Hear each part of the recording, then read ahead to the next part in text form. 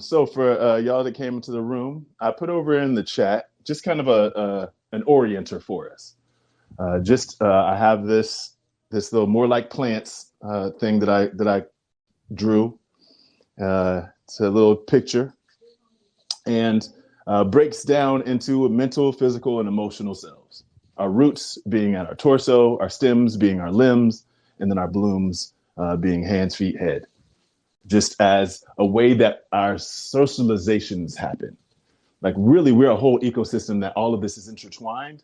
But when you really pay attention to what the world is asking, or not the world, our societies, especially the society I live in, American society, is asking for is mental is the most important. Physical is to do the things that the mental wants. And then emotional, you keep as the engine for all of these things, but make sure that it's all even keel and stuff. And so we have this hierarchy that then turn into these layers of us. And so that's an orienter. For the title, don't leave before you leave. For those of y'all that didn't hear the audio that I put over in my group chat, I was a facilitator for this camp of weirdness called Soul Dust. It went from Thursday evening to Monday afternoon. So it was like already this pattern interrupt of like what our normal weekend is supposed to be. It was a camp of weirdness. So people would come by and just be themselves and bring all of their idiosyncrasies to the table. We had all kinds of different teachers and classes and all that were just about finding who we are and exploring and creating and who we are, co-creating who we are. And when Monday came, or no, actually it was Sunday. Sunday came, I woke up and it felt weird. The atmosphere felt weird. I'm like, what's going on? I was so used to people being dialed in. People were so dialed into themselves, dialed into each other, really wanting to explore, very curious, but the energy felt really disconnected. And so when I went to breakfast that morning, it just kind of came out of me. We do these announcements in the morning. I go to the microphone and I do my little, what I called myself the Cheshire Catalyst at the time. I did my little Cheshire thing and, getting people hyped for the day and all that stuff. But out of me came, don't leave before you leave. Because it was one of those things where people were already thinking about work the next day, even though the vast majority of folks weren't going to leave. They were already, they already took Monday off so they could spend the whole time there, but they were already checked out. And so I was like, don't leave before you leave. You're going to miss some of the best things that happen at the end. If you have already gone, there's still classes that we're doing on Sunday. There's still this really cool thing that we're doing Sunday night. But if you're already in Monday, you're going to miss it. And so that's where this title came from. And if you go to that picture with the roots, the stems, and the blooms, those blooms, the leaves, the fruit, the flowers that show up, they're not something that's just ejected out. They're things that grow out. Talk about leave and leave, leaves and leaving. The getting to the end, that energy that comes from the roots and then rises through the stems and then gets to that edge. It doesn't come out unless it's ready. And it's where we can separate ourselves from our nature, from nature itself and from our own nature, where everything has a life cycle. And a lot of our society is telling us, nah, forget the death part of the life cycle. You progress, grow until you keel over. And don't allow things to end, because things diminishing and things ending is bad. We hide away our old people. We think about the next thing before the thing that we're in is over. For those of y'all that follow sports, I've seen this happen so many times. I've gotten far away from sports now, but I've seen so many things where in the last 2 minutes, last minute, the last part, even of a race, you might have seen some of those TikToks around a race where somebody is celebrating before the thing is over. They've taken their foot off the gas. They've taken their pressure off of the other team. And then all of a sudden they end up losing. Up by 10 with a minute left, lose by 2. It's that, oh, I'm already at the end. I can go ahead and just throw my hands up because it's already over, but it's not. There's still time on the clock. So that's the context for this don't leave before you leave. And before I invite you back in, Denard, I just want to even pose this kind of scenario / question to y'all. How many of y'all have been in this situation? Your morning is going, you and your partner, you and your ex, you and somebody else that you're living with. Y'all are doing your mornings before going off to school or work or whatever. And there's no conversation happening, really. Y'all are just doing your whole routine. Maybe one of y'all is staying home and the other one's going out. But then 5 minutes before one of y'all leaves, or y'all are going to leave, that's when the most important conversation that we have to have must happen. Wait, I got to share something with you. Wait, I got to tell you something. That's that. Wait, but we were here in a thing. I was getting ready for a whole hour. But in this last little bit, you don't want something to end. You want to extend it. And you know you want to extend it because you wouldn't land something heavy on me and then have me leave. We're going to be here now. It's another little piece, another little version of that don't leave before you leave. How present were you in the process and in yourself? You knew you had this thing, or maybe you didn't. Maybe it only showed up when the pressure of the ending started coming. So, what's showing up for you, Denard, with all that? Ooh, there's so much here. I see Morgan, mind blown. Listen, there's so much here, but I'm saying what's coming up for me. There's so many stories in my mind. Um, I don't know if you've heard of. Long story short, there's a spoken word artist that talks about this aspect of how multitasking is a myth, propaganda, and he Mm-hmm. talks about that moment where he's like legit having dinner with his wife, and but she says this dope thing, and I experienced this in a therapeutic setting, and the person is not present, but as soon as they check in, they check out immediately because they're like, oh, my partner, my therapist said something dope. I need to tweet it, right? I need to make sure that this is Mm, something that I capture, but you capture the moment, but you miss the presence and the message, yeah. right? And so like what you're saying is it's so beautiful because we experience that in so many different ways and so many different spaces. But what's coming up for me is how many times I've been going through the motions of like just being on autopilot, and even that sports metaphor and analogy you talk about, it's like some of the most beautiful moments happen in the end. If only we could persevere, if we could hold on, if we could be present Mm-hmm. before we check out. It just reminds me, bro. Like honestly, those moments where it's either drudgery. I know a lot of people experience this. Let's just be honest. This is before all the remote work. I'm seeing myself at this job that I love to hate. I'm talking.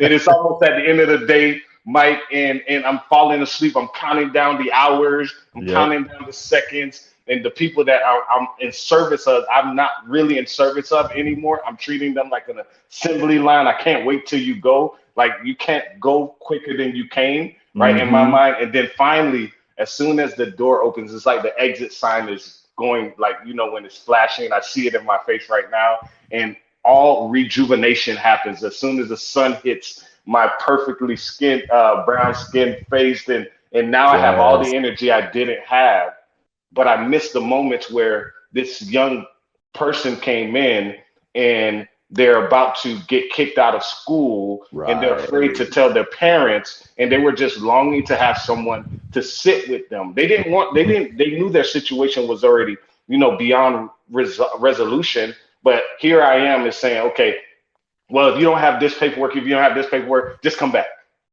Right, right. Ugh, And they didn't get that human that they were looking for. exactly. I mean, let's just go ahead and be real about it. We up here on circles. How many of y'all put y'all hand up when there's 5 minutes left? Don't do it. Don't do that. I mean, it's it's a thing. It's a thing. Yeah. It's not. It's our culture really being bad at helping us learn how to be with cycles, with the full cycle, not just with the beginning, not just with spring, not just with summer, not just with fall. Fall's my favorite season, but winter, the season of rest and death, which we're in right now. And which is why I wanted to put this particular title here. I actually wanted to do it last week, but Denard was taken last week because last week was the depth of winter. Between the solstices, that February kind of fifth through 8th is like the depth of winter. And that's when it gets like the most cold, the most dark. And it's like, you know what? Can I get spring? No, we have some time to get to that part of the cycle.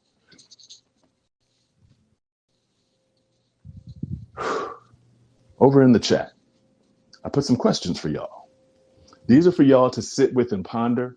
We won't necessarily have a lot of time for some large shares, but if there's something that shows up in you that's kind of like a shorter share, then please feel free to kind of come up with something. But I want to speak about or share something.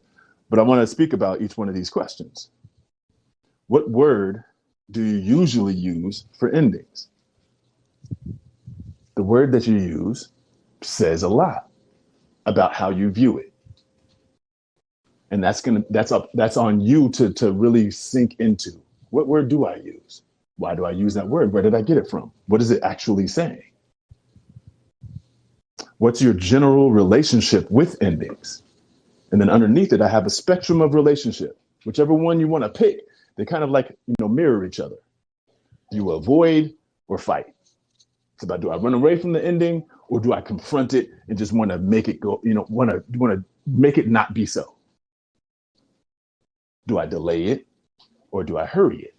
Do I put my hand up with 3 minutes left with something that's going to take 30 minutes to share about? Or do I just like, it's already over, so let's just go ahead and go to the next thing and not get what juice might be in that last little 3 minutes? Do you dismiss or do you embrace? Is it something that's like, it's another thing that ends? Or it's, ooh, this thing isn't going to exist. This moment isn't going to exist. This relationship isn't going to exist. Let me feel all of it.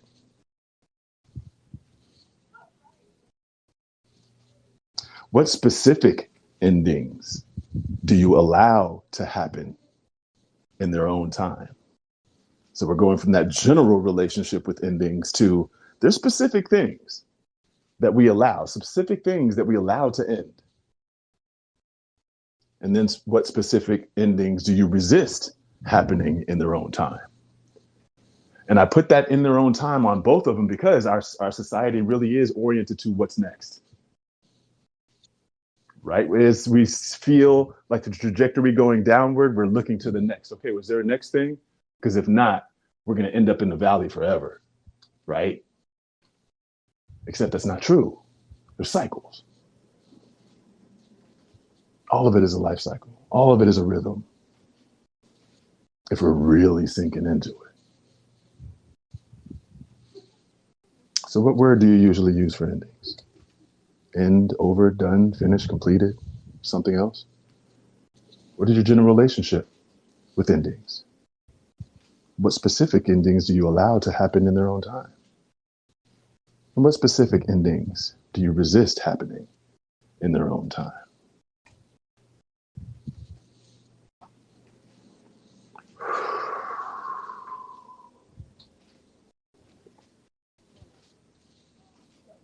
Ooh, can you put some words to what you over here typing in the chat, Denard? as other people are feeling into their own Yeah, questions? yeah. I think the for me the quick version is when you asked that question, I realized that the first word that came up for me was complicated, right? I realized that a lot of my endings were happened before I was ready in relationships, Hmm. and so I was never ready to say over, so I avoided because I realized I couldn't embrace it because I no longer had control, right? So in that, I Mm. was forced to treat the relationship like a project. So something was completed, or in the like churchy jargon, like it was an assignment, right? It Hmm. was a season, right? And Right. that actually complicated my emotions because I saw the seasons and it actually transferred over into how my nutrition. I saw my nutrition more like a beginning and end and not a lifestyle, right? And when I was able to become more aware that my relationship with relationships impacted my relationship with myself and the food that I ate or how I would operate in and out of spaces, I realized I was putting a beginning end date on things just so that I could actually garner a sense of control. Mm. Yeah. Yeah. I'm So so I would glad that you avoid. brought that Yeah. up. Especially that, I mean, it's the control. A lot of times we have such a challenge with endings because this society is also about control. And if you're used to being in surrender, then hey, the endings are great. But the initiating and the beginning and the starting can be a problem because I'm looking to someone else to start something that I can just passively roll through. But those endings for folks that really need and want control of all the things, and it's like that's not a judgment on anyone else. We learn this, and we're really good at what we're doing, what we learn, and practicing what we learn. The ending part, the downward part of a cycle, there's not a lot of control. And then especially even thinking about myself getting older, being working in a senior center and being around so many folks that were older. It's that realization that I'm not in control of so many things. And when I really think back and feel back on it, I wasn't in control the whole time of so many things I thought that I was in control of. And endings remind me of that. Endings remind me of my mortality. Endings remind me that I'm not in control as much as I think that I am. So to have those things show up for you, putting an end date on things, the same way that we put an end date on our healing. Oh, it's been 2 months. It's been 2 years. I should be over that by now. It's been 20 years. I should be done with. No, no. There's a natural cycle to it. There's resource and intentionality that's put into it. There's all kinds of things that must be considered when it comes to being with the cycle and the phase and the rhythm. It's not just us arbitrarily saying, oh, that's it. It's the end. Margarita. Hi, yeah, to what you and Jannard were saying, I think a control, like when the control aspect of not wanting things to end after my youngest son passed, like I don't like saying goodbye to my living child. And so like Mm, I find myself not saying goodbye at all, and I'll always say like I'll see you later. I'll see you later, but I cannot. I mean, I can physically I can say goodbye, but there's something about goodbye that's just so final. mm-hmm. um I don't want it to end, so it just that really popped up in my head when the both of you were talking about that. So I wanted to share that. Thank you. Yeah, thank you. Whew. And these are the connections that get made and sometimes get made underneath our consciousness that I love to, in my work, really try to bring to the surface. There's connections and associations that we've made from way back when that that essentially rule our lives because we are not paying attention to them, because they're not up to the surface. And so having something like that, like with what you're saying, Margarita, not wanting that finality in a goodbye, I have that a little bit in the my rooms where it's like I don't want to.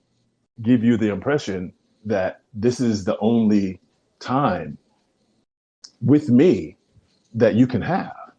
So I say until next time. Until next time. And if there isn't a next time, then we can we can grieve that process. But yeah, I hear you, Margarita. Thank you. Kelly. Hey, MiiK, how's it going? Hi. It's going good. Hi, I'm okay. Tina Cook says that too in her rooms. She's like, let's do it again. We're going to do this again next week. And I love when she says it because it's like continuum. I'm like, yes, we are going to do this again. I feel very supported. But I'm going through, and I was sharing today in some other rooms, this finality of like, taking down, and I'm not the one that's actually doing it, my higher power in my world, in my belief system, my creator is the healer. There's something much greater than me that's doing the healing, right? I show up and I take steps. It's a co-healing, but I call it a her. She's a her to me right now. And she's actually the one that does it as I show up and do my part.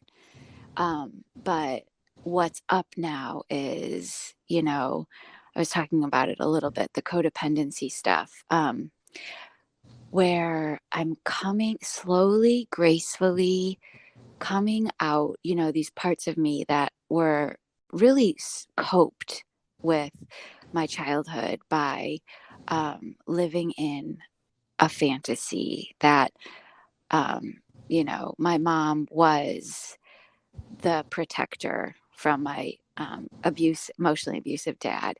And she was, there for me and like my knight in shining armor. And, it was almost like she was more like, she was never really my mom. I was always her emotional caretaker. And then it was like, she became more like my best friend, my sister, lots of like, enmeshment, and I use the word today, emotional incest. And so coming out of those places of fantasy and imagination, like play in my mind, it's heartbreaking that coming to that final end of the only thing that's meeting me is the hard concrete of reality, leaving those like ethereal states of like fantasy land, and coming into this reality of, she's not who I thought she was. She didn't protect me. She threw me under the bus. She abdicated her role. It's a hard pill to swallow. But it's allowing me to become a woman. It's allowing me to stand up for myself and individuate and be real and face the reality, the cold, hard reality. And it's an ending. It's an ending to survival patterns. It's an ending to a girl who, needed this in order to survive in her childhood. So there is an ending. And with that ending, and it's it's not like one and done. I feel into my nervous system, and there's some parts of me that came more into reality today. And there's some parts that, aren't quite ready for it yet, because my creator and my loving God that is my healer heals me at the rate that she knows is safe and gentle and graceful and loving. So it's not like it's all of a sudden, Right. but it is happening, and I'm so grateful for it, and I'm so grateful to be able to share with people who understand. So thank you so much for listening. Yeah. Thank you, Kelly. Yeah. I I like. like. Ooh, Ooh, there's there's an an echo. echo. Okay, that's better. Um, I like the mentioning that it's not just a one and done. Like the ending is its own process. Winter isn't a day; it's a whole season. There's a whole season of this decomposition, this letting go, this getting the ground fertile again for a rebirth. The process of ending. It is a process. It isn't a destination. Thank you for that, Kelly. That actually transitions into kind of like a few things that I want to go into next, and I'll put those in the chat, and then go to Nadia. Or did we lose Nadia? Oh no, there she is. No, I'm here. I thought you were gonna post something. Oh yeah, I posted something over in the chat, but Okay. I did still want to get to your hand.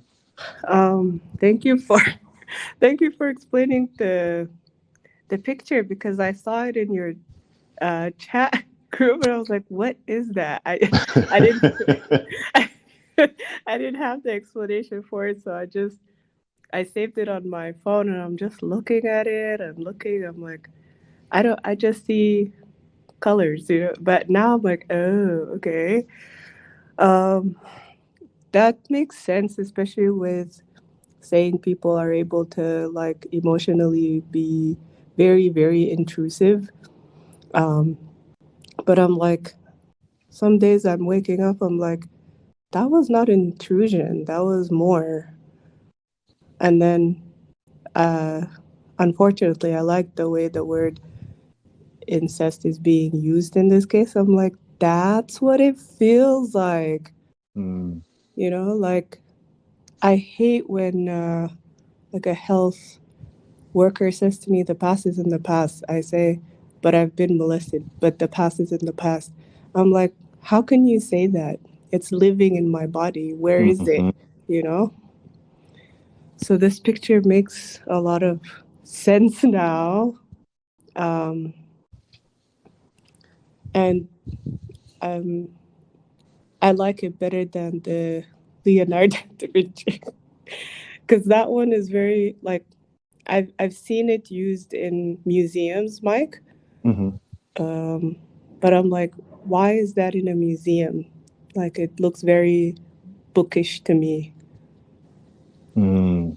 Yeah, I didn't see the connection between that and art. But this is more. This to me is more like what I like about like biology. Yeah. I really I need to sit with this picture. Maybe draw it.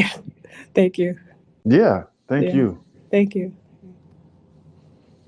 Yeah.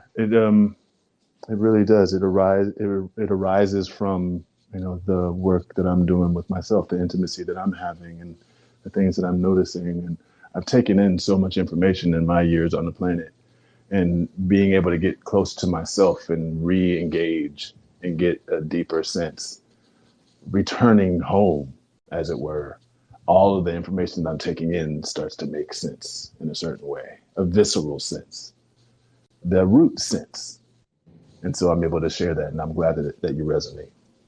Thank you. Thank you so much for this. Thank you for making space today. It was a difficult day. And it was one of those days I remembered. I had a very, very vivid picture of my childhood. And I was drawing out like our old house. And I'm like, oh my God, this house is made for adults, MiiK. Mm-hmm. The whole house was made for adults, like big chairs, big desks, big everything. I don't remember where the place was, you know? I Yeah. think that's why I can't let go of like my sister emotionally, because I think that pains her a lot that, she didn't have that kind of childhood. Hmm. Yeah. Thanks. Yeah. Thank you. Yeah, those endings. The endings even that we need to initiate. Because we'll put ourselves back into a cycle. We'll have an off ramp where there is an ending, and we can choose not to take it because we want to continue going forward.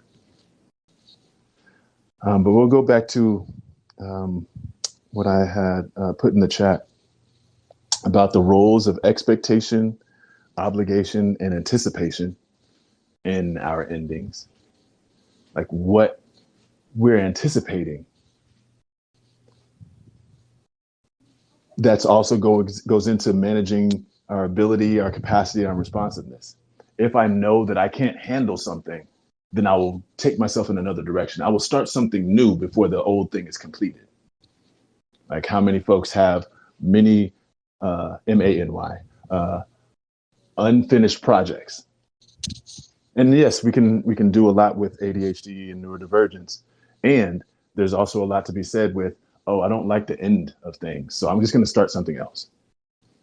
Or maybe I don't know how to move through the middle of it because the middle then brings me to the end. Maybe that comes from somewhere in my past.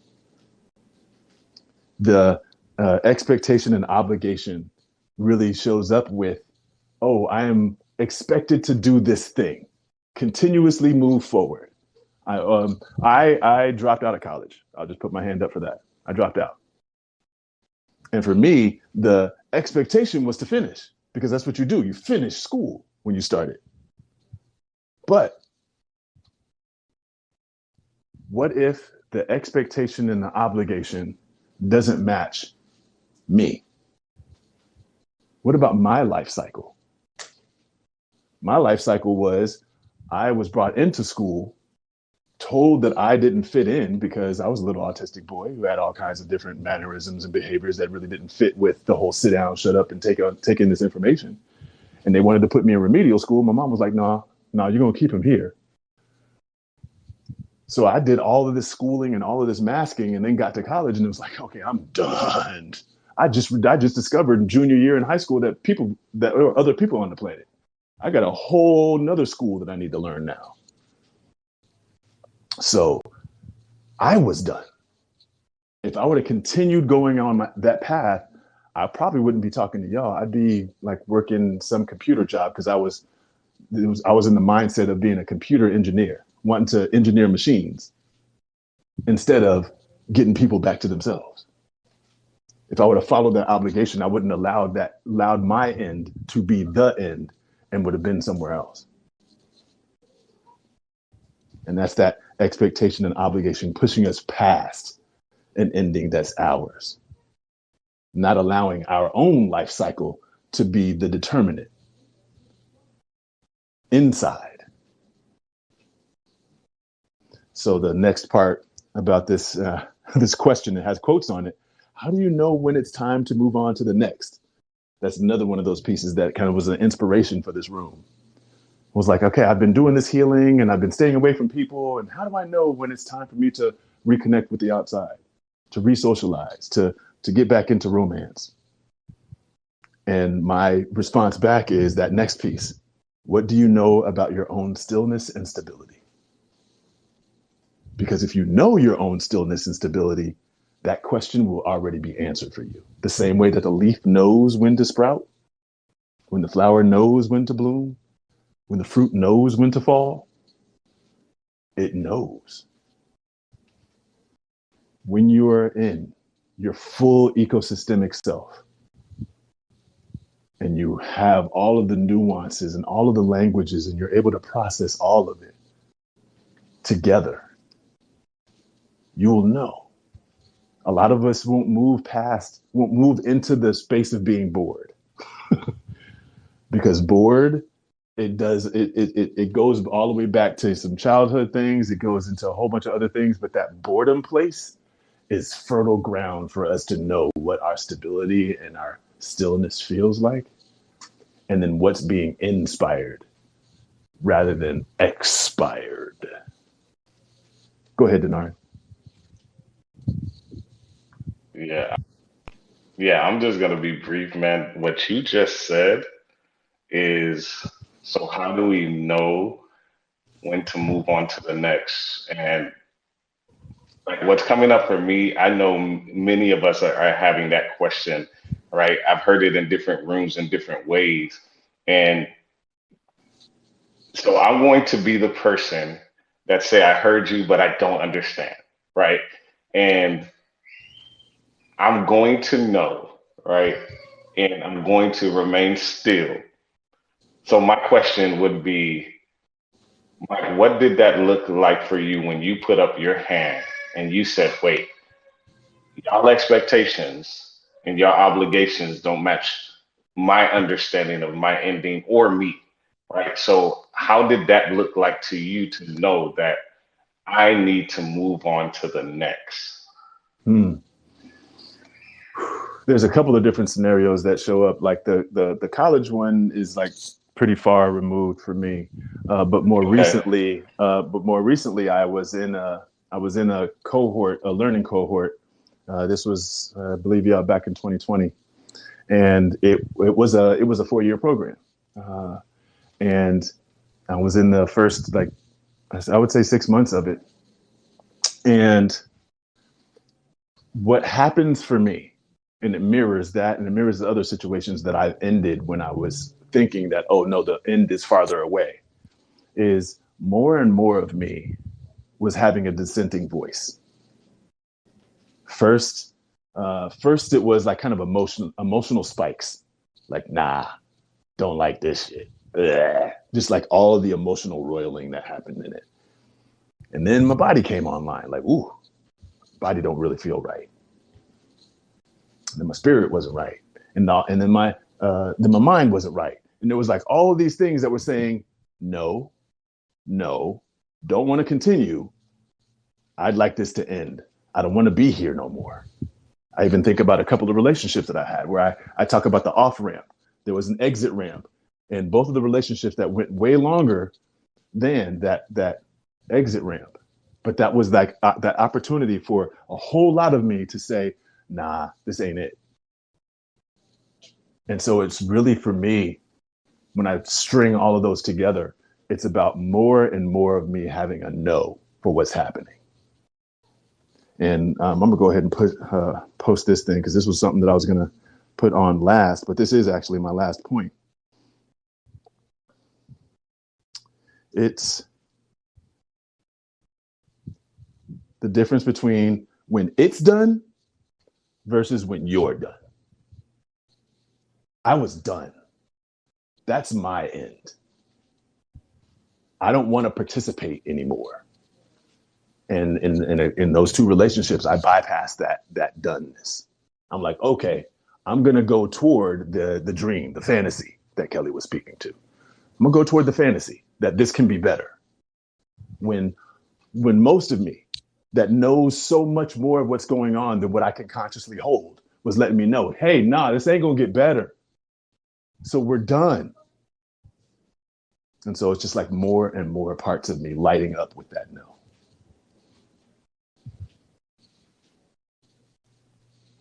Does that make sense, Denard? Oh, well, did you hear that church circle where I fell out? I just fell. So Yep. when it's done versus when you're done, wow, wow, that resonates so deeply with me.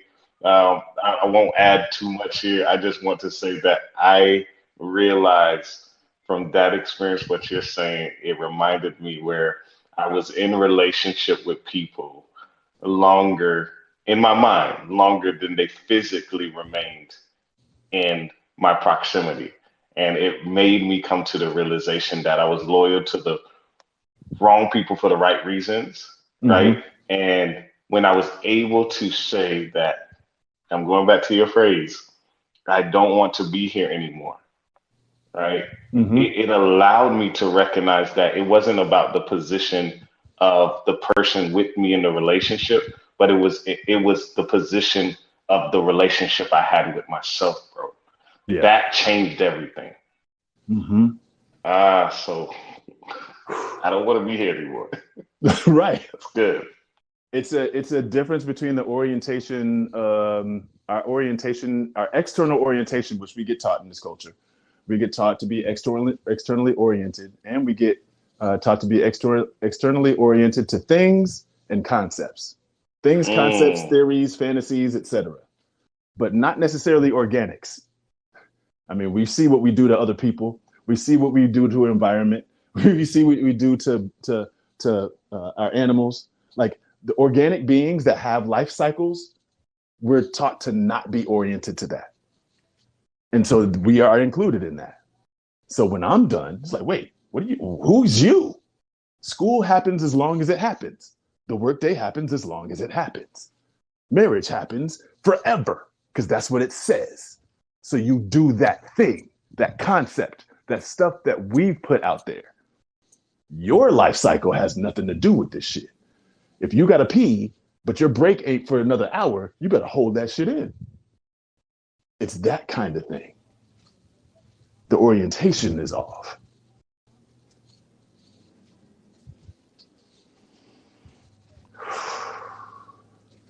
All right, I'm going to call on you two, Nadia and Kelly. I just need just a little bit of brevity when it comes to these shares, okay?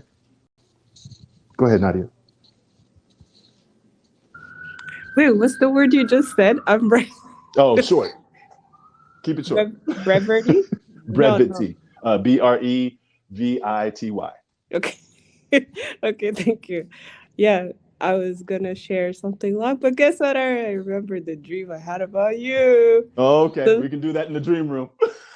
but it's what you're talking about. Okay, never mind. I was one of the people who was forced to finish like academic education. Mm-hmm. That thing about it's done and I'm done. I heard myself when I started saying I'm done, you know? And I heard like some managers say to me like, you have a lot more certificates. Why are you at this level? Blah, blah. And I'm like, I remember getting like my linguistics degree and it was a very normal day. Like I didn't do anything, you know, I just finished. I'm like, oh, I'm tired. Mm-hmm. I'm going to have a coffee. Mm-hmm. But, you know, but I was like, okay, so where's the education? Right. Like, right. It was a 4-year, very, very intense program, MiiK. And I'm like, okay. Like, so I got the degree and then I'm like, yeah, but, and they're like, just go, you know? I'm just like, that's when I knew, oh, okay, so this is it. This is the standard education system is, it's messed. It's a big mess. And that's like the problem with the families. Like, that's where our feelings would match, MiiK, because it's like, they're like, okay, so go fetch the money. I'm like, no, you know, no, that's not what I learned. And then they're like, okay, so there's something wrong with your school. I'm like, no, I enjoyed it, but that's it. The experience is done, but I didn't get what I want, you know? Right. Yeah. So, Yeah. yeah. Thank you. Yeah, thank you. Kelly. Yeah, hey, I love circles because the professionals are so we relate. And that's what was always hard for me in therapy. It was like, I'm here and the therapist is over there and there's something wrong with me and you need to fix me. And, but here it's like we get to all share and relate to each other. And that is what I think heals. So thank you for sharing your vulnerable story, MiiK. And I just wanted to share that I finished all my classwork for getting my master's in counseling psychology. And it was a 3-year program, worked really, really hard, part-time while I was working part-time. And when I got to do the clinical work, it started to become real clear that this was not going to probably pan out for me. And I just kept going because I knew I had like 100 more clinical hours to go. I had walked in my graduation, and some of the clients I was seeing, I'm pretty damn sensitive. And I had a bunch of unresolved childhood trauma that I wasn't even aware of. So some of the clients had panic attacks. That was their thing. And I started having panic attacks. And I was done. My body was done. Everything in me said, and we're done. I walked away, and I still have 100 hours left. And you know what? I'm never going to go finish those 100 hours. And I'm okay with that because it was so damn clear that I was done. And,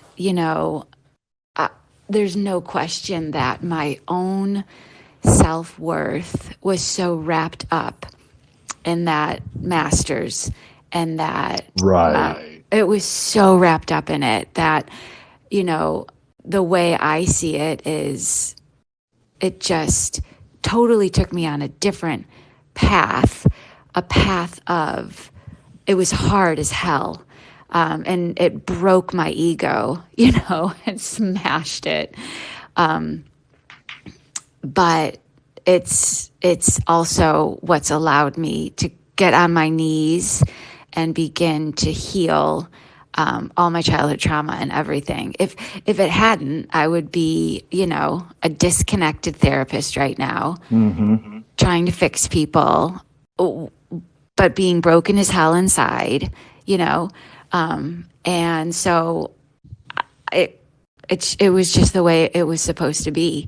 But I remember, pushing on and being like, no, I only have 100 hours. And everyone around me was like, you have to finish. Right. You have to finish.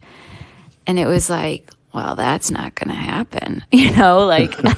That's just not going to happen. Much of your system that was like, no, I don't want to be here. 100%. My body's my best friend in the world. And now I have befriended my body and my nervous system so well, so much so that, we are literally two peas in a pod. And I'm always listening to my body because it is always speaking to me. And I will never forget that. It was just a no. Sorry, guys. Sorry, everyone I'm going to disappoint, including myself. But my little sweet body has put up her boundary, and that's it. Yeah. Thank you, Kelly. Yeah, thank you.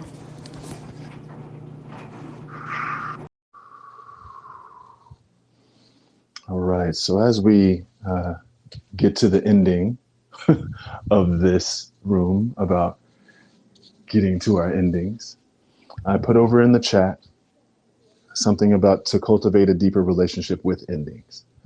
I don't know if, we've been putting out, Circles has been putting out little audio clips for y'all on different topics. And and those of y'all that know me know I like to break things down and really kind of get underneath. And so whenever I see the ones about embracing, I recognize that embracing is a huge task for a lot of us. Embracing involves bringing our most vulnerable parts, our roots, that purple part of that picture, in close proximity with someone else. That someone else may or may not harm us. It's risky to embrace. And so it's like, let's start where you are on the continuum. And so I like break embrace down into like 4 steps. I like 3s, but for this I'll say it in 4s. So first, it's about getting closer. For cultivating a deeper relationship with endings, we're talking about getting closer. And where I like to do my work, and I encourage and invite other people to do their work, is internally with yourself. There's a lot of things on the outside that we can play with, but then there's a lot of stuff on the inside that we need to know. And so we can get closer to ourselves in this way and to our endings. Our heartbeats have an end. Our breath cycle has an end. So much of what we go through, our eating cycle has an end. And there's a lot of endings in us that we can start to pay closer attention to. Get closer to that. As you get closer, then you can touch. When we touch things on the outside, we get to know it a little bit more. We have fingertips, we have palms, we have these sensitivities in our hands that bring information to us. And the same thing with us. We can touch that heart to really feel what the cycle is: the beginning, the middle, the end. The breath, out and in and out. That whole cycle, being with that. Going then from touch to feel. When you touch things, the feeling is the thing that comes in. So there's a way that we can go and investigate by actively going to touch, but the feeling part is allowing to be touched by that thing. So when it comes to endings, really feeling what that ending is about. There can be a lot of impending doom that shows up in us when we feel an ending. And it's our capacity can grow the more that we feel an ending. And then after we've gotten closer and we've touched and then we felt, now we can embrace. We can get to the place where we're participating with.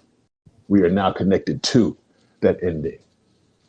Nadia was talking about, I got to the end of this thing, and then it's like, oh, well then what? There was no celebration, there was no anything. But with a lot of the endings that we have, where where a child goes off to college, it's like 18 years old and they're out, or anything where it's like they're leaving. This ending, there's a sweetness that can happen in it, even among all of the pain and the sorrow and the grieving that's happening with it, because we recognize, oh, there was a whole experience, there was a whole life that happened here that's no longer. I talked about when I was a facilitator with ropes courses and challenge courses, doing these groups. I would say, even if I was doing a whole series with the same people over the course of like 3 or 4 times, I'm like, each time is a different time. Y'all show up differently, individually and as a group, differently each day. So each day is its own life cycle. And I be with that ending, and I bring people into the appreciation of it. I invite folks into the appreciation of the ending and the grieving of it. Like, oh, wow, that was a whole life that we lived right then and there. And that's what that embracing can be. Now I can be with the end of a relationship. Oh, the life cycle of this is over. I don't have to continue to put things into it to prolong it. I can allow it to be. And that's a switch of an orientation from a concept that can just live amorphously in a fantasy place, an object which takes a lot longer to decompose than organic material, and switching our perspective from that to our organic selves, to our organic being, to our organic relationships that all have life cycles. And I'll end with this. We're still in the depth of winter. My invitation to y'all is to feel into what this season has to offer in terms of being there, being here, not there, here, and present for the finality of it. This is the finale of the finale. This is the end of the end. This is the end of the winter that transitions into the spring. And so you can be with that. Get closer to it. Touch it. feel it, embrace it. And the more that you're able to do that, the more you'll be able to feel when you start to spring forward.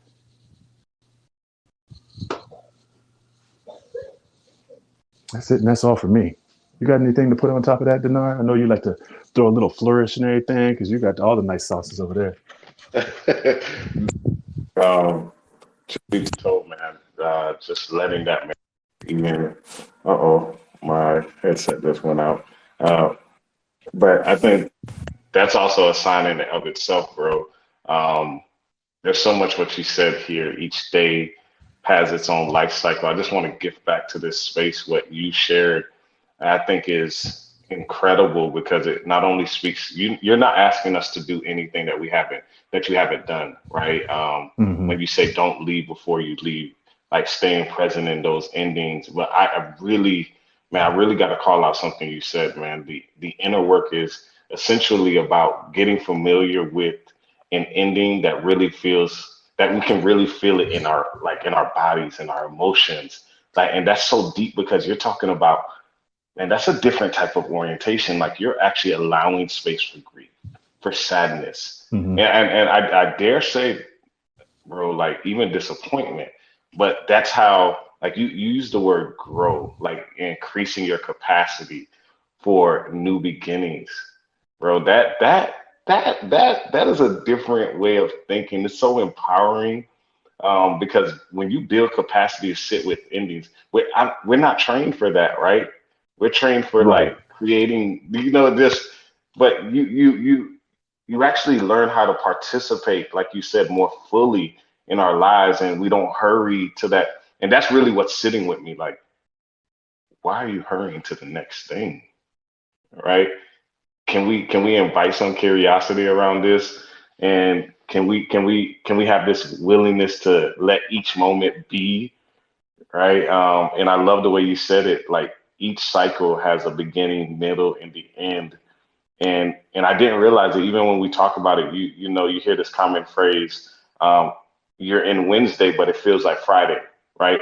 And it's like we talk about the just days blurring all together. So I'll stop here because my headset keeps going in and out, man. But I thank you, bro. Thank you.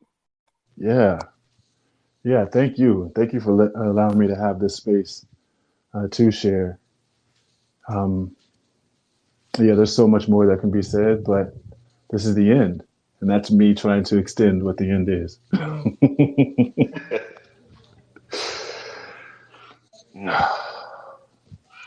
Yeah, I appreciate everybody for being here and taking this in. Thank y'all. Do you have an ending that you wanna go with tonight? Don't do that. Don't you even do that. Don't you even do that. You're not gonna put that ending on me. No. I want to do Mike's voice. Oh, you want to give it a shot? You want to give it a shot for Spotify? Yeah. Go ahead, Nadia. Okay, hold on. I need to close my eyes. I need to breathe. I want to thank y'all for sharing. Thank y'all for receiving.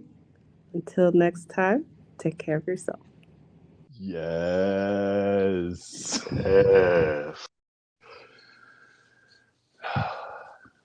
Bye, y'all.